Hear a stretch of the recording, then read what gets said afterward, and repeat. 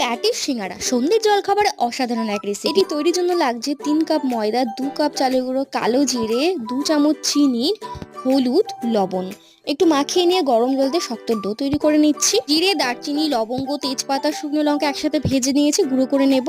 এখানে সবজিও কেটে নিয়েছি। এখন কড়াইতে সরিষার তেল দিয়ে দিচ্ছি, সঙ্গে জিরে, জোয়ান, শুকনো লঙ্কা, আদাগুলি লাল হয়ে যাওয়ার পর আলু কিছুক্ষণ ভেজে নিয়ে এর মধ্যে একে একে কাঁচা লঙ্কা, মটরশুঁটি, কিশমিশ, টমেটো, লবণ, হলুদ দিয়ে অল্প একটু জল দিয়ে কষিয়ে নেব। সমস্ত সবজিগুলো সেদ্ধ হয়ে যাওয়ার পর 2 চামচের মতো গুঁড়ো মশলাটা দিয়ে ঠান্ডা করে দেখো এখানে ডো বানিয়ে নিয়েছি। রুটিও একটু মোটা করে বেলে নিয়েছি। একটি রুটির উপরে আলুর বলটা দিয়ে দিচ্ছি, তার উপর আরেকটা রুটি, তারপর ভালো করে প্রেস করে দিয়ে একটি কাঁটা চামচের সাহায্যে ভেতর থেকে হাওয়াটা বের করে দিয়ে একটা সুন্দর ডিজাইন করে চাকুতে একটা শেপ দিয়ে নিচ্ছি। দেখো কি সুন্দর লাগছে।